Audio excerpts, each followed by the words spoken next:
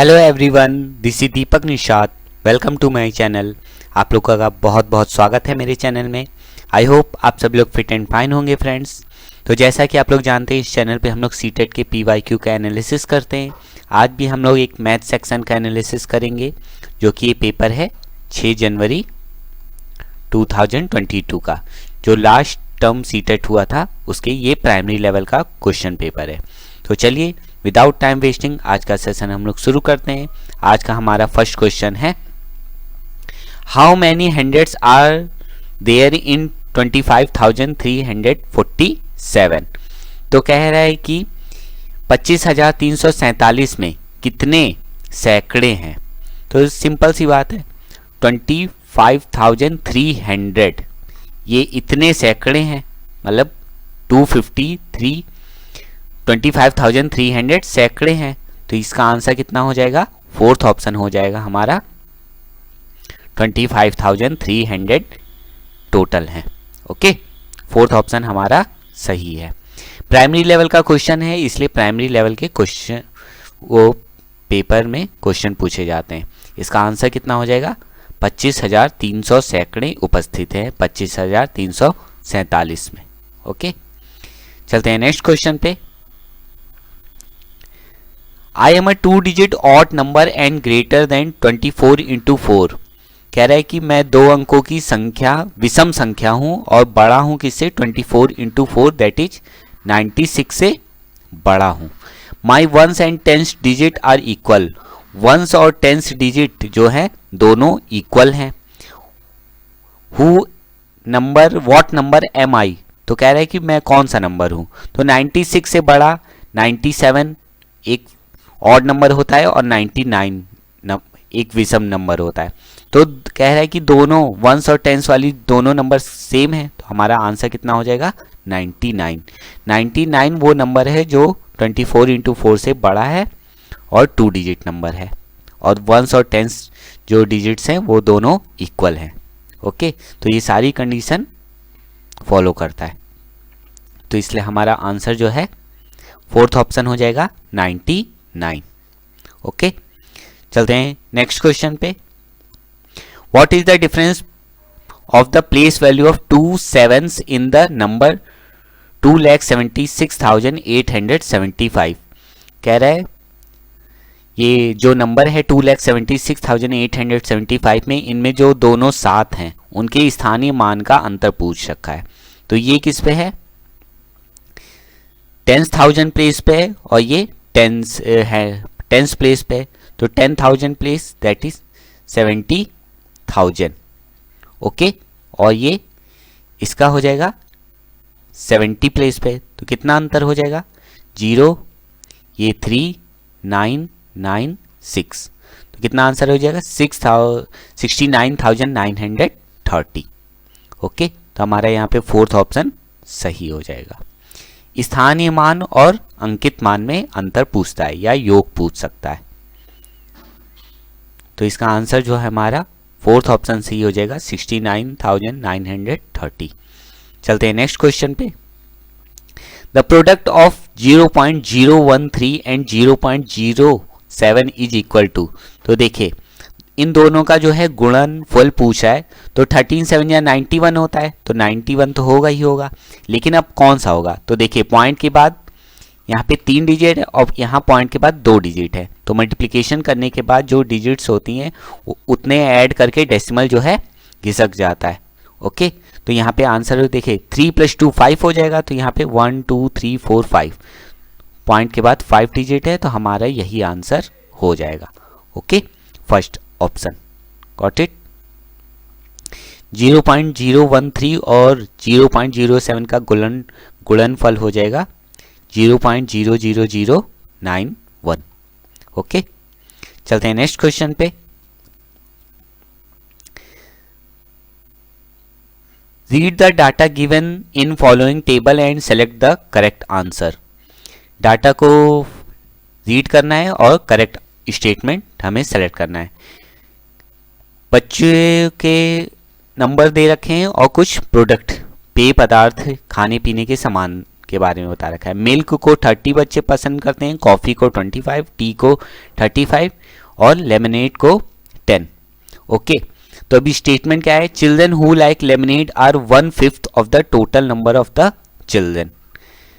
कह रहा है कि जो बच्चे लेमनेड, जो नींबू जूस पीने वाले बच्चे हैं, वो 1/5 हैं total number of the children, कुल बच्चों के 1/5 है। तो टोटल नंबर हम देख लेते हैं, 30 + 10 40 एंड ये 60, टोटल बच्चे 100, तो उसका 1/5 कितना हो जाएगा?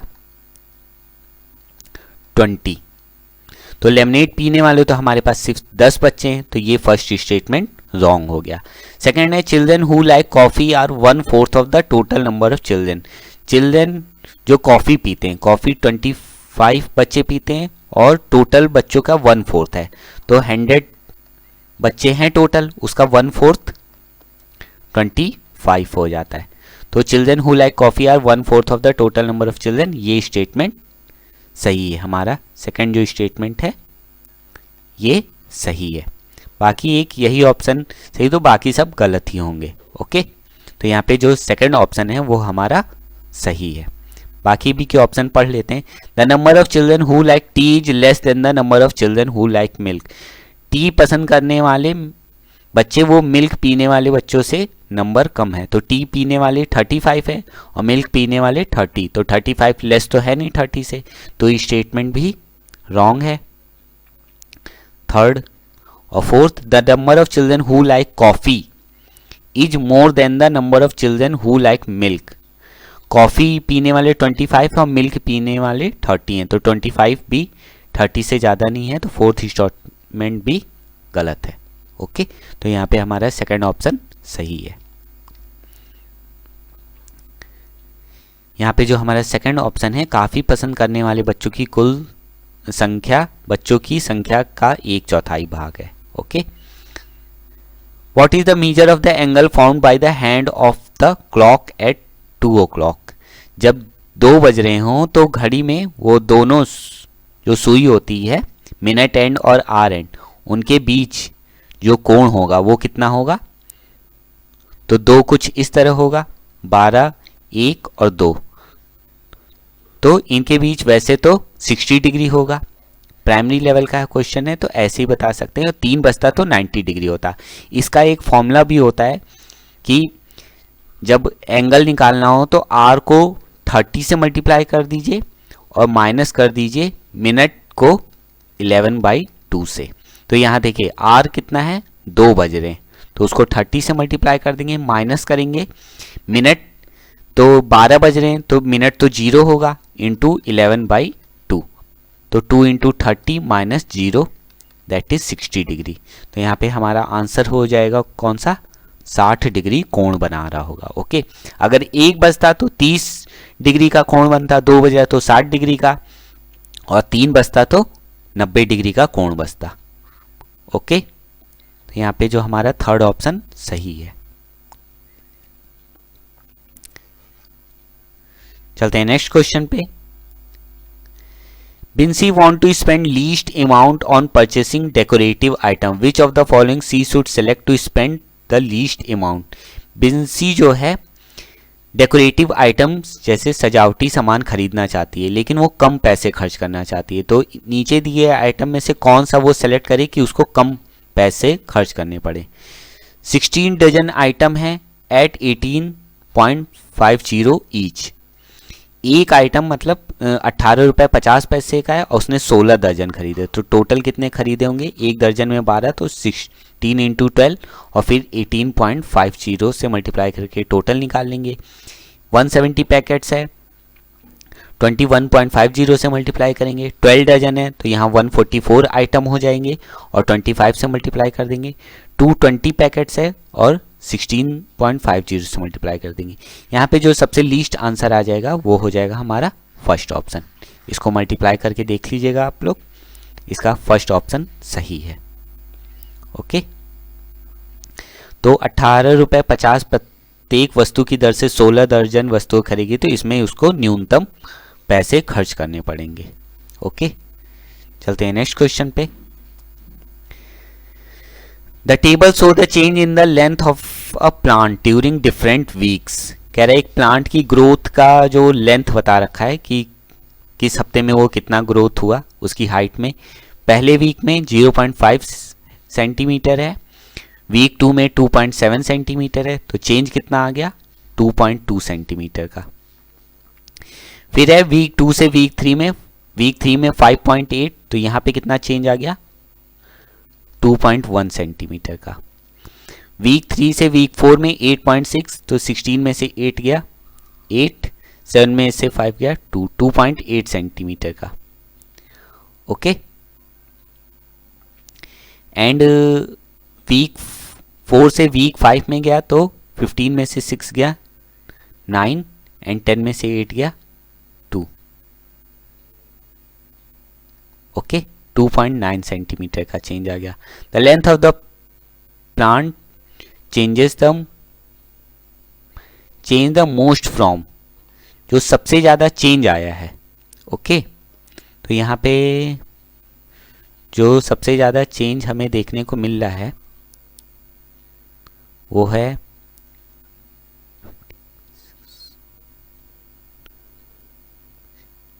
वीक 4 से वीक 5 में चेंज, सबसे ज़्यादा चेंज देखने को मिल रहा है वीक 4 टू वीक 5। ओके, तो इसका फोर्थ ऑप्शन सही है।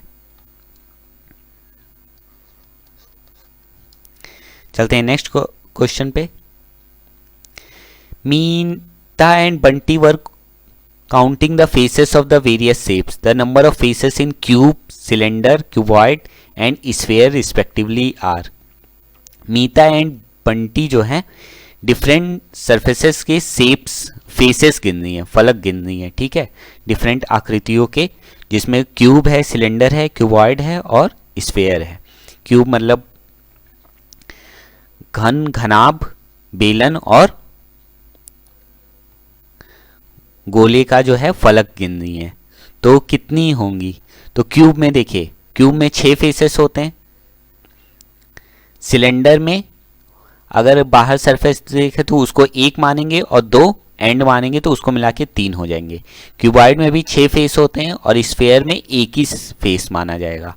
तो 6, 3, 6, 1 आंसर होना चाहिए, तो हमारा आंसर हो जाएगा फोर्थ ऑप्शन। ओके, हमारा फोर्थ ऑप्शन सही है।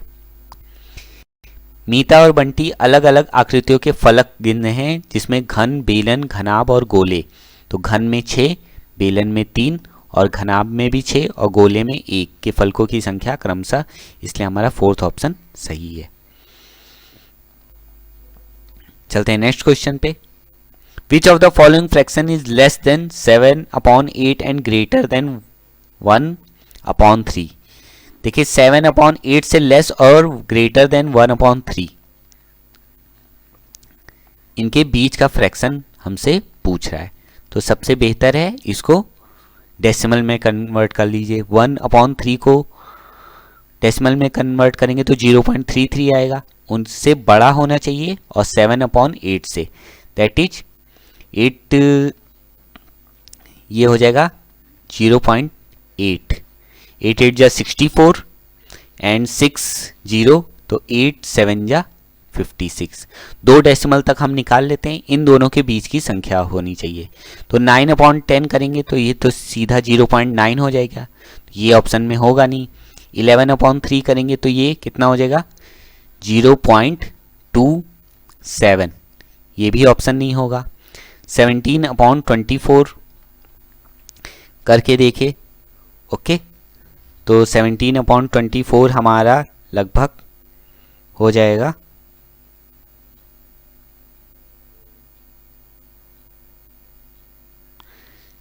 ये हो जाएगा 0.70, तो ये आंसर हो सकता है।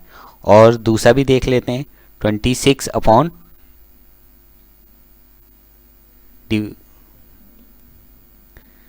ये हो जाएगा 26/29 हो जाएगा 0.89, तो ये फोर्थ ऑप्शन भी नहीं होगा। तो हमारा जो 1/3 से बड़ा और 7/8 से छोटा 17/24 आंसर हो जाएगा। ओके, चलते हैं नेक्स्ट क्वेश्चन पे। यहाँ पे आंसर है हमारा थर्ड ऑप्शन 17/24 सिचुएशन को फुलफिल कर रहा है। नेक्स्ट क्वेश्चन है the average height of a 5 friend is 150 centimetre if the height of 4 of these friend are 153, 150, 141, 147 centimetre then the height of fifth friend. कह रहे 5 दोस्तों की जो लंबाई है वो औसत है 150, तो कुल लंबाई कितनी होगी? 150 को 5 से मल्टीप्लाई कर देंगे, कितना हो जाएगा? 750। अब 4 दोस्तों की दे रखी है 153, 150, 151 एंड 147, तो ये 7 + 3 10 एंड 1 11 एंड 20 21 20 एंड 2 4 + 6 601, तो 750 में से 601 माइनस करेंगे तो कितना आ जाएगा? 9 4 एंड 1 149 सेंटीमीटर जो है आंसर हो जाएगा। ओके, तो 5वें फ्रेंड की लंबाई कितनी होगी? 149 सेंटीमीटर। इस तरीके से हम निकाल लेंगे। यहाँ पे सेकंड ऑप्शन हमारा सही है। चलते हैं नेक्स्ट क्वेश्चन पे। Team A score 368 run in first inning and 458 run in second inning. Team B score 395 run in first inning and 439 run in second inning. Which team won the match by how much run? तो देखिए team ए है और team B है। ये first inning में कितना score करती है? 368 और सेकेंड इनिंग में 458 और बी कितना स्कोर करती है? 395 एंड 439। तो ऐड कर लीजिए 9 + 5 जो हो जाएगा 14 का 1 10 10 + 3 13 का 1 8 834 और यहाँ पे 8 8 + 16 का 1 7 + 5 12 का 1 826। तो टीम यहाँ बी जीत गई है और कितने रन से जीती है? 8 रन से।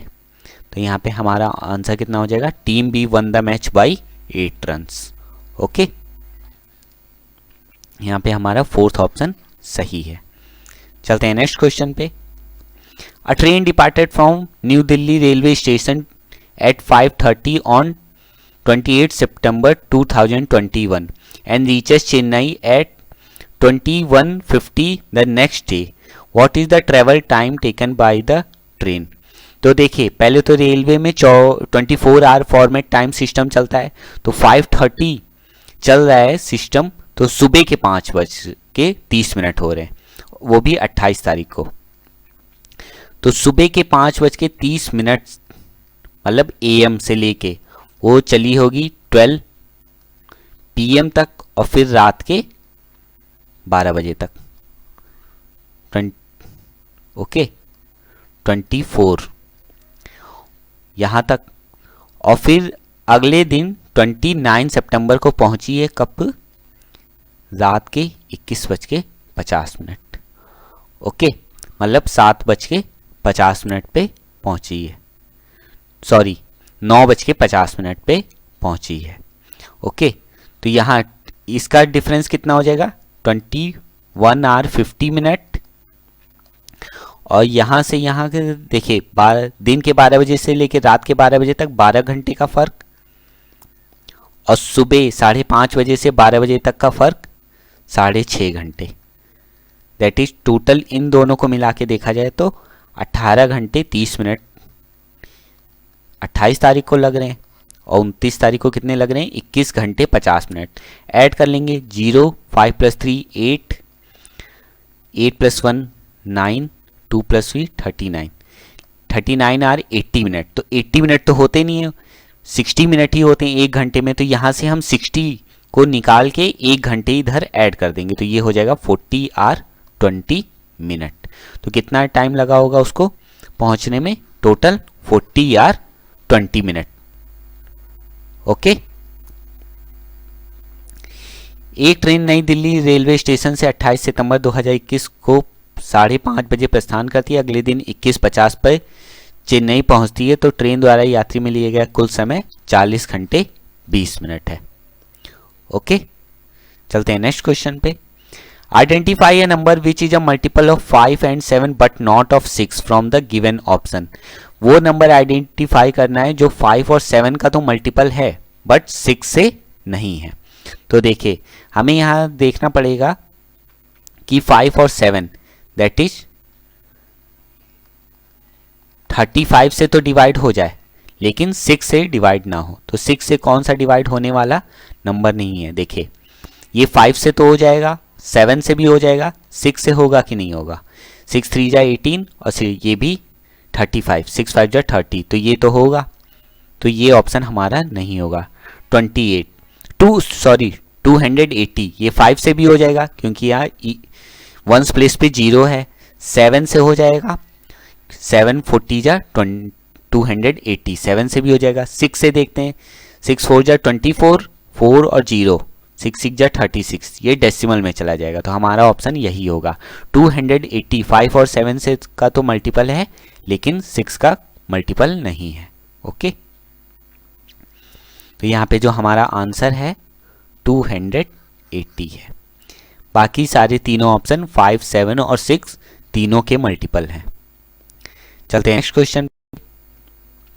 विच of the following letter has both horizontal and vertical line of symmetry. ऐसा अल्फाबेट चुनना है जिसमें हॉरिजेंटल और वर्टिकल दोनों लाइन सिमेट्री हो। तो ऐसा कौन सा लेटर है? हमारा लेटर है एच। अगर हम इसको हॉरिजेंटली डिवाइड करें तो अप साइड लोअर साइड के इक्वल होगी, सेम टू सेम। और अगर वर्टिकली डिवाइड करें तो लेफ्ट हैंड साइड और राइट हैंड साइड दोनों आपस में मिरर इमेज होंगी। ओके, तो दोनों वर्टिकल लाइन ऑफ सिमेट्री जो कैरी करते हैं वो है एच। Got it? तो यहाँ पे जो हमारा ऑप्शन हो जाएगा वो है थर्ड ऑप्शन। चलते हैं नेक्स्ट क्वेश्चन पे। यहां से अब हमारी मैथ की पेडागोजी स्टार्ट हो जाएगी। Given below the two statement marked at assertion and reason. देखिए असर्शन और रीजन दे रखा है। असर्शन क्या है? Mathematical curriculum should be coherent. Reason है student can see how the one mathematical idea connect with other thus enabling them to develop new understanding and skills. Okay, mathematical पहला assertion क्या है कि मैथमेटिकल जो पाठ्यक्रम है वो कोहेरेंट होना चाहिए, जैसे स्टेप बाय स्टेप होना चाहिए। ओके, बात तो सही है। रीजन क्या है? Student can see how the mathematical idea connect with each other. इससे क्या होता है कि जो स्टूडेंट होते हैं उनको ये समझने में सहायता मिलती है कि कैसे मैथमेटिकल कॉन्सेप्ट हैं वो एक दूसरे से जुड़े रहते हैं। Okay, thus enabling them to develop new understanding, वो उनको नए ज्ञान संरचना करने में सहायता करते हैं, नए ज्ञान कंस्ट्रक्ट करने में हेल्प करते हैं। तो असर्शन भी सही है और रीजन भी सही है, और रीजन जो है करेक्ट एक्सप्लेनेशन है असर्शन का। तो यहाँ पर हमारा फर्स्ट ऑप्शन सही है। Both A and R are true, R is the correct reason of A. Okay, Hindi में पढ़ लीजिए। गणित पाठ्यचर्या को सुसंगत होना चाहिए, मतलब एक दूसरे से रिलेटेड होना चाहिए। विद्यार्थी देख सकते हैं कि कैसे एक गणितीय विचार मत दूसरे के साथ जुड़ता है। इस प्रकार के नए समझ एवं कौशल को विकसित करने में सक्षम होते हैं। ओके, तो हमारा फर्स्ट ऑप्शन सही है। चलते हैं नेक्स्ट क्वेश्चन पे। Which of the following is an important feature of a constructivist classroom. इसमें से कौन सा बहुत महत्वपूर्ण फीचर है संरचनावाद कक्षा का, रचनावादी कक्षा का, जहाँ पे बच्चे इंगेज रहते हैं एक मीनिंगफुल एक्टिविटी में, वहाँ पे नॉलेज को कंस्ट्रक्ट करते हैं। तो कौन सा इंपॉर्टेंट फीचर है? पहला, student solving problem given in a text book based on the example solve. Student जो है बुक से एग्जाम्पल देख के सॉल्व कर रहे हैं? नहीं। Teacher giving instruction to do an activity, student are repeating procedure explained by the teacher. Teacher ने इंस्ट्रक्शन दिया एक्टिविटी के बारे में और स्टूडेंट उसको इंस्ट्रक्शन को रिपीट कर रहे हैं, ये भी कोई कंस्ट्रक्टिविस्ट नहीं है, ये तो सब टीचर सेंटर्ड क्लासरूम के। थर्ड है student are asked to sort the different object given to them according to their attribute like colour, shape, size, weight and etcetera. Student को इस तरह की एक्टिविटी दी गई है कि ऑब्जेक्ट्स को क्लासिफाई करना है या बांटना है, डिवाइड करना है उनके रंग के आधार पर, साइज के आधार पर, शेप के आकार पर और वेट के आधार पे, वजन के आधार पे।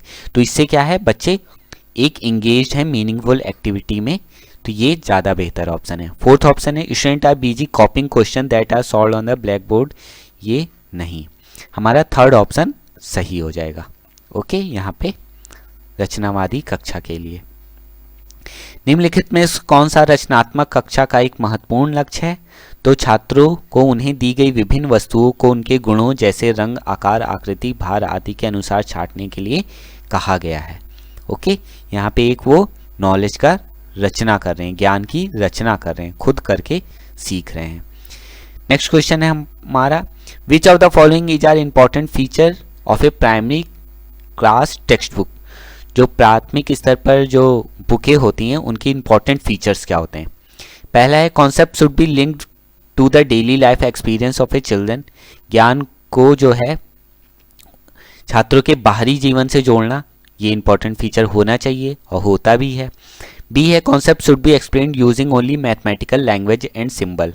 कॉन्सेप्ट्स को जो है क्या है, सिर्फ मैथमेटिकल लैंग्वेज और सिंबल से एक्सप्लेन किया जाना चाहिए। तो ये फीचर तो अच्छा नहीं है कि सिर्फ मैथमेटिकल लैंग्वेज और सिंबल से ही उनको उनकी लोकल लैंग्वेज में एक्सप्लेन किया जाना चाहिए, खासकर प्राथमिक स्तर पर। फिर है C focus should be on solving problem using formal algorithm. जो प्रॉब्लम सॉल्व की जा रही है वो उसका एक जो निश्चित फॉर्मेट होता है उसी से सॉल्व किया जाना चाहिए, ये भी गलत है। ओके, डी है the concept should be introduced with concrete example where as possible. उदाहरण जो है कंक्रीट मटेरियल का यूज करके, TLM का यूज करके दिया जाना चाहिए, तो ये भी सही है। A and D are option सही, तो ए और डी दोनों ऑप्शन हमारे सही हैं, फोर्थ ऑप्शन हमारा सही है। ओके, तो प्राथमिक स्तर कक्षा की पाठ्यपुस्तक का महत्वपूर्ण लक्षण क्या है? संकल्पनाओं को बच्चों को दैनिक जीवन के अनुभव से जोड़ा जाना चाहिए और जब भी संभव हो संकल्पनाओं को मूर्त उदाहरणों के साथ प्रस्तुत करना चाहिए। हमें कंक्रीट टू एब्स्ट्रैक्ट यानी मूर्त से अमूर्त की तरफ जाना है, ये शिक्षण सूत्र है। ओके, तो हमारा फोर्थ ऑप्शन सही है, ए एंड डी। चलते हैं नेक्स्ट क्वेश्चन पे। Which one of the following is not a part of a primary school curriculum? प्राथमिक स्तर पर जो पाठ्यचर्या होती है उसका कौन सा भाग नहीं है? टेसिलेशन यानी पैटर्न, तो ये तो प्राथमिक स्तर पर होता है। फ्रैक्शन, भिन्नों की अवधारणा भी दी गई रहती है। लीनियर इक्वेशन नहीं दिया रहता है। रेगुलर 2D शेप्स के बारे में बताया रहता है, आकारों के बारे में। तो कौन सा भाग नहीं है प्राथमिक स्तर पर? तो हमारा थर्ड ऑप्शन सही है, लीनियर इक्वेशन नहीं होता है। ओके, निम्नलिखित में से कौन सा प्राथमिक विद्यालय की पाठ्यचर्या के भाग का हिस्सा नहीं है? तो यहाँ पे है रैखिक समीकरण। टेसिलेशन मतलब ये होता है जो पैटर्न, डिजाइंस दी रहती हैं, पैटर्न, डिफरेंट टाइप के पैटर्न, तो ये सब दिया रहता है। ओके, चलते हैं नेक्स्ट क्वेश्चन पे। Which of the following is not true about the nature of mathematics? कौन सा जो गणित का गुण है, जो उसकी प्रकृति है, उसके बारे में कौन सा कथन सही नहीं है? फर्स्ट है mathematical concept are arranged in hierarchical manner. Mathematical concept हैं वो कैसे अरेंज किए रहते हैं? हायरार्किकल मैनर यानी स्टेप बाय स्टेप दिए रहते हैं, तो ये बात तो सही है। Mathematic is based on inductive reasoning. क्या मैथमेटिक जो बेस्ड होती है वो इंडक्टिव रीजनिंग होती है? देख लेते हैं। और mathematical concept are abstract in nature. Mathematical जो कॉन्सेप्ट हैं वो अमूर्त होते हैं, ये भी बात सही है लगभग। And mathematic has it own set of symbol, word and language. गणित की एक अपने खुद के स्वयं के चिन्ह, भाषा होती है, ये भी बात सही है। ओके, तो यहाँ पे जो हमारा ऑप्शन सही है नहीं है वो है mathematic is based on inductive learning. हमें नॉलेज इंड्यूस नहीं किया जाता है, यहाँ पे डिड्यूस किया जाता है, नॉलेज को कंस्ट्रक्ट किया जाता है मैथमेटिक्स में। ओके, गणित आगमनिक विवेचन पर आधारित है, ये कथन गणित की प्रकृति के बारे में सही नहीं है। ओके, यहाँ फॉर्मूले डिड्यूस किए जाते हैं, डेराइव किए जाते हैं। चलते हैं नेक्स्ट क्वेश्चन पे। When asked to write 6050 in numeral, a student wrote the answer as 650। Which of the following statement is most appropriate for the given context. जब बच्चों से या बच्चे से 6050 लिखने के लिखा गया, इस तरीके से लिखना था, उसने क्या लिख दिया 650।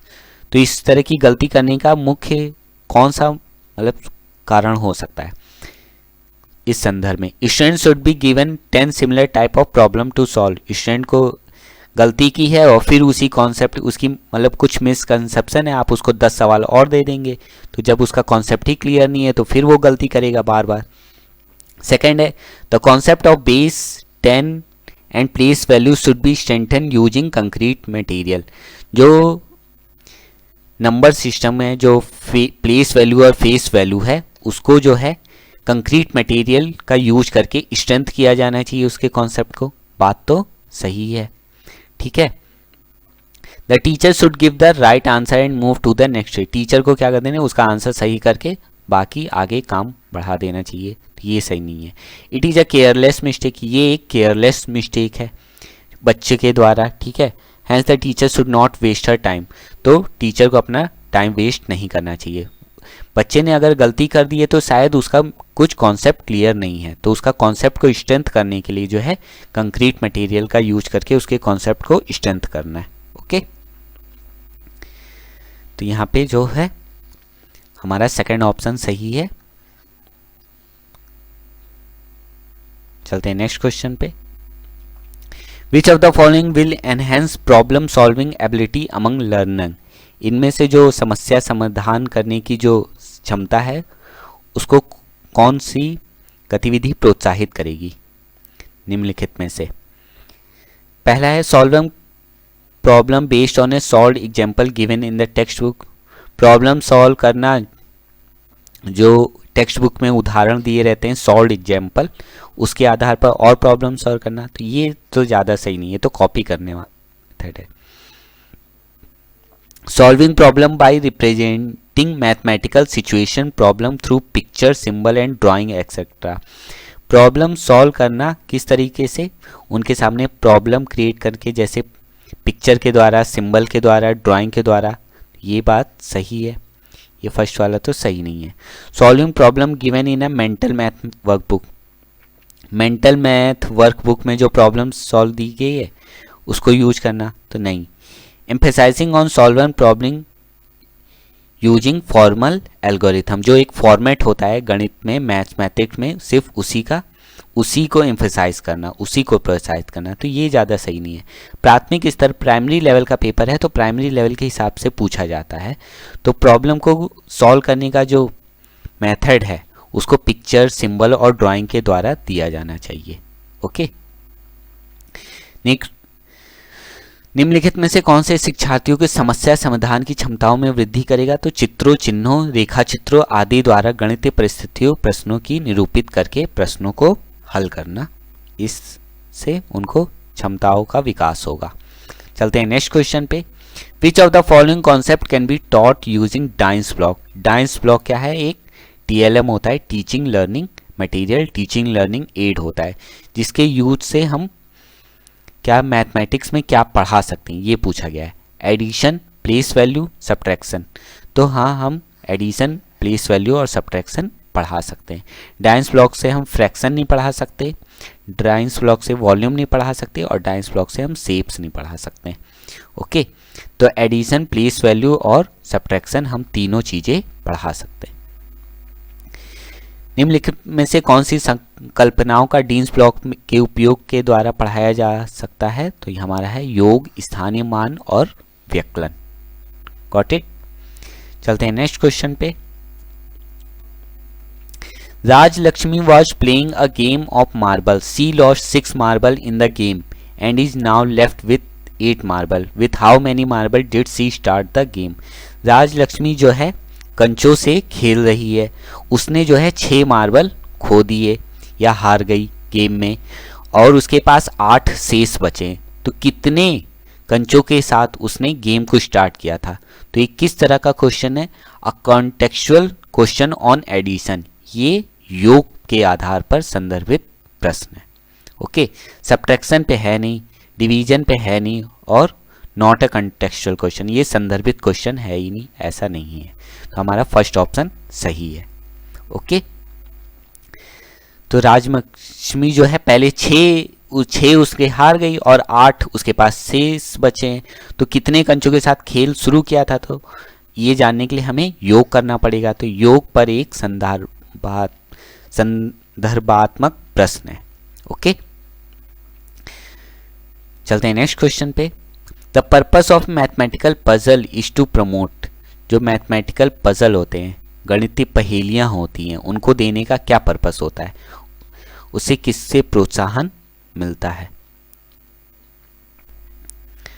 ओके, ड्रिल एंड प्रैक्टिस को करना है। इंटरेस्ट इन मैथमेटिक्स, पजल्स का देने का सबसे इंटरेस्ट इन मैथमेटिक्स। पहले तो बच्चे का मैथमेटिक्स में इंटरेस्ट जगाना है।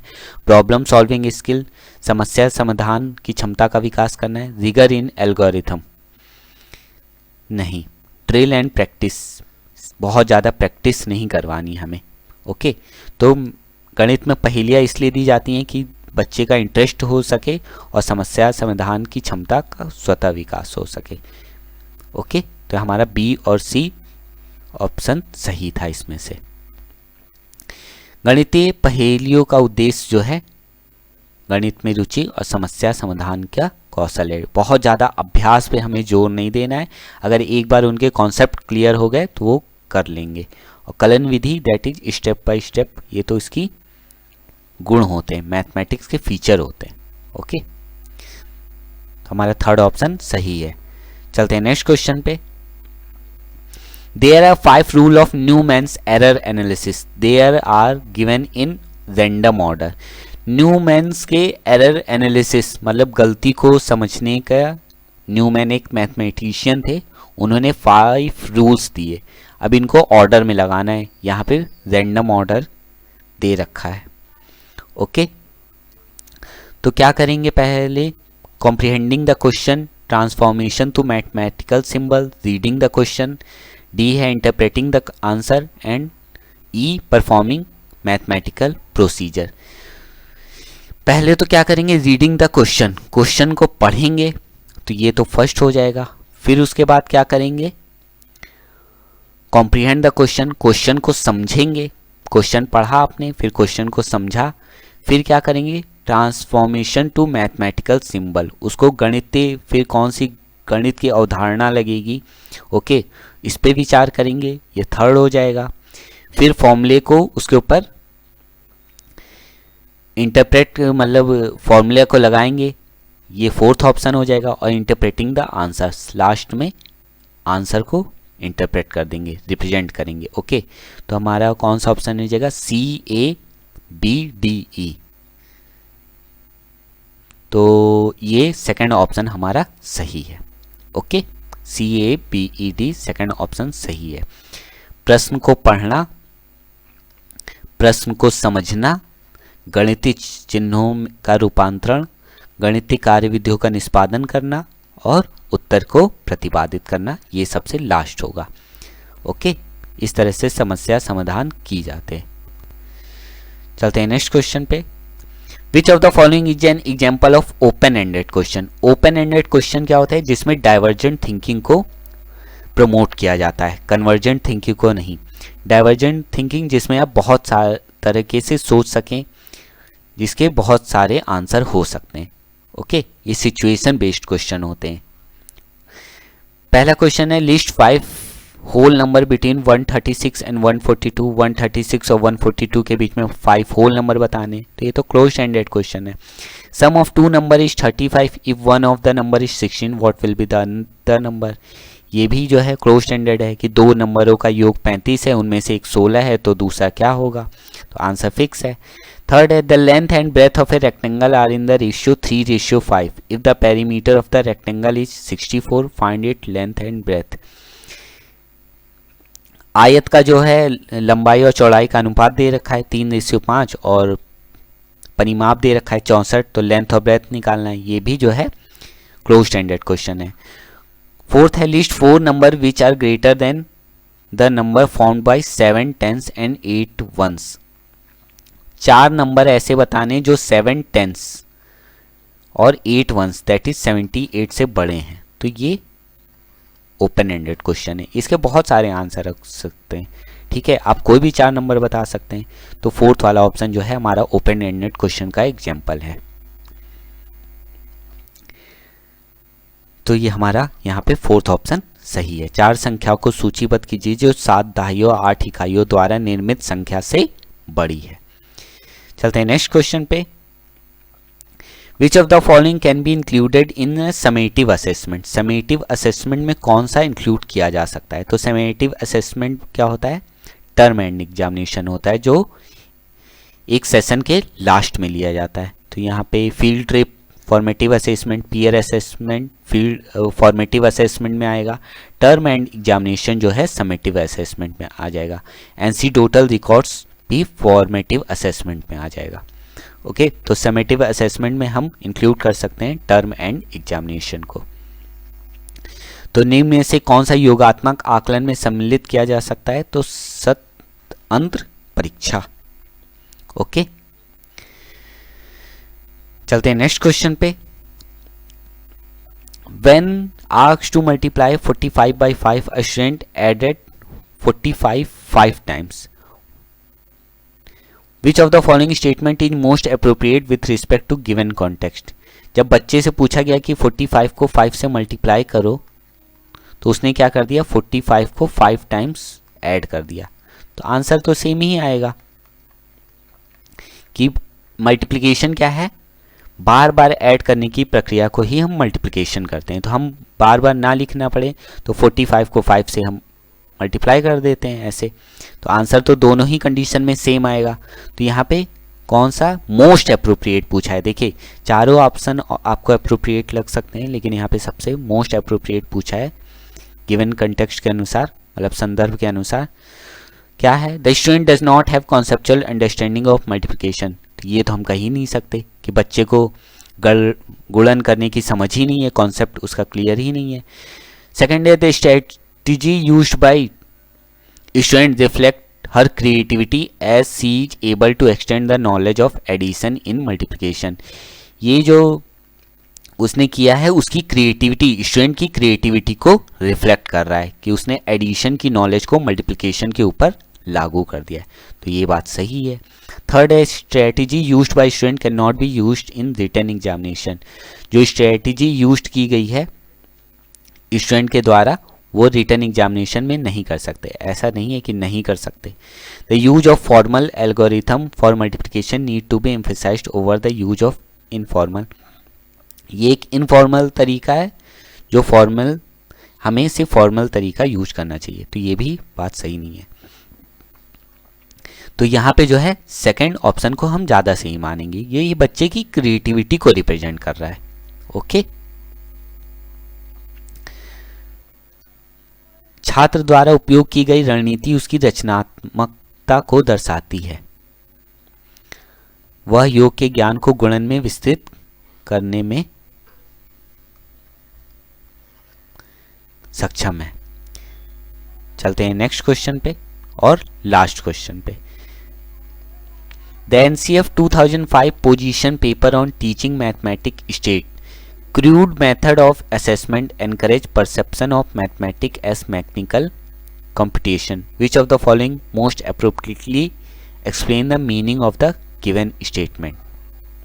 देखिए क्वेश्चन भी बड़ा है और स्टेटमेंट भी इसके बड़े हैं। इनको हम हिंदी में पढ़ लेते हैं। राष्ट्र पाठचर्या रूपरेखा 2005 के गणित शिक्षण पर आधार पत्र के अनुसार आकलन की अपरिष्कृत विधियां गणित को यांत्रिक गणनाओं के रूप में देखने के दृष्टिकोण को बढ़ावा देती हैं। निम्नलिखित में से कौन सा कथन अर्थ की व्याख्या करता है? गणित में आकलन की प्रकृति ने गणित को केवल समस्या के समाधान हेतु कार्यविधि और अभिकलनीय कौशल को संविष्ट करने के रूप में प्रस्तुत किया है। सेकंड है, केवल रचनात्मक आकलन विधियों ही गणित में आकलन का भाग होनी चाहिए। या थर्ड, अभिकलनीय कौशल गणित शिक्षा का महत्वपूर्ण भाग है, अतः गतिविधियों के द्वारा मूर्त सामग्रियों का उपयोग करते हेतु अभिकलन पढ़ाया जाना चाहिए। फोर्थ है, प्राथमिक स्तर पर गणित में अभिकलनीय कौशल की आवश्यकता नहीं होती, अतः उच्चतर कक्षाओं में इस पर बल दिया जाना चाहिए। तो यहाँ पे जो हमारा जो सीटेट ने आंसर माना है वह है फर्स्ट ऑप्शन। गणित में आकलन की प्रकृति ने गणित को केवल समस्या के समाधान हेतु कार्यविधि और अभिकलनीय कौशल को संविष्ट करने के रूप में प्रस्तुत किया है। ओके, तो ये इसका फर्स्ट ऑप्शन सही है। तो आज का सेशन यहीं तक था फ्रेंड्स। आप लोग को सेशन कैसा लगा? कोई डाउट हो, कोई कन्फ्यूजन हो तो आप बता सकते हैं, उसे सॉल्यूशन ज़रूर दिया जाएगा। और जो लोग नए हैं वो चैनल को सब्सक्राइब ज़रूर कर दें और अपने फ्रेंड के साथ भी शेयर ज़रूर कर दें ताकि वो लोग भी इस वीडियो का फ़ायदा उठा सकें। तो हम लोग मिलेंगे जल्दी एक नए सेशन के साथ। आज के लिए बस इतना ही। Good bye.